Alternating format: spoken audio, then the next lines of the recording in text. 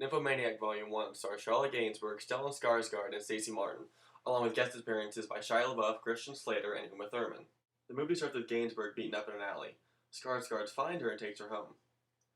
Over the course of the movie, you see her unravel her life story to him about how she self-diagnosed herself as a nymphomaniac, and how much of an impact sex has had in her life.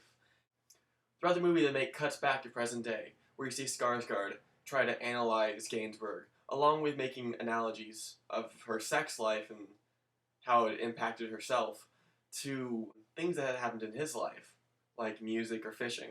For those of you who don't know, this movie is NC-17. So for the rest of this review, I'll be using more crass terms, so if you don't want to hear that, leave the video now. And once you feel better and want to come back to watch it, go ahead, and then you can watch this review. Are you on? Alright, there's lots of penises in this, and you have to be ready for it. And there's the immature 5-year-old again.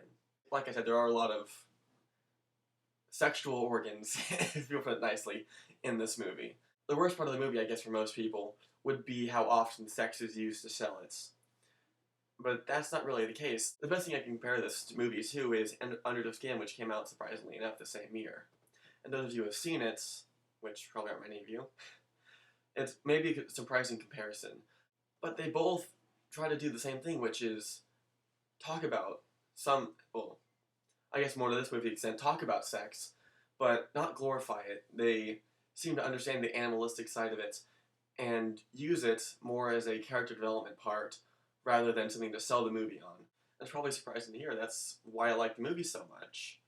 In my opinion, the best part of the movie is the performances, especially the smaller ones by Uma Thurman and Christian Slater. The greatness of these two roles is how they're portrayed.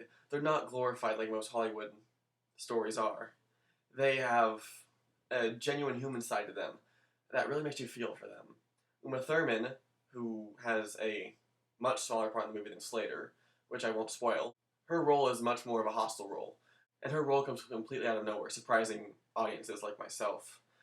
And she just comes in and steals it. She comes in and wipes the goddamn floor and steals the attention away from Gainsbourg and the man with her at the time. And you just see slowly over the course of the scene, she is tearing into them with passive-aggressive words that are like a goddamn sword about that long. Her role in this, I would say, is like her role in Tarantino movies, where she's not that big at the time, but she comes in and you're just... Is that her? Is that Uma Thurman? Holy shit, she can act!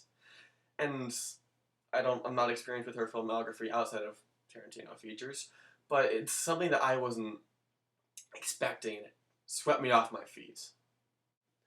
The two biggest issues with the movie are the sex, like I stated earlier, which isn't a problem with me, and the pacing.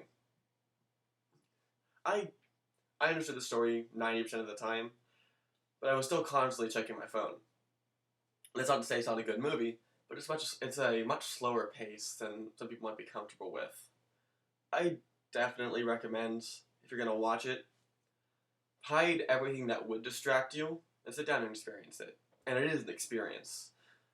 Unlike some people have you believe where it's just a movie about sex for the people who want to get off, it's a really sensitive portrayal of human nature and how we used to cope. And analogies could be made to something like drugs or alcohol. But with the director Lars von Trier's history, we know he's going to go towards sex, which isn't anything against him. I could compare this movie mostly to Blue is Warmest Color, one of my favorite films of all time, where it is just, the story is absolutely amazing, but there are going to be detractors out there who look at it just for sex reasons and won't watch it because of that, or they'll look down on you because of that. But I highly recommend, if you're comfortable with sex and it being under-glorified, watch it.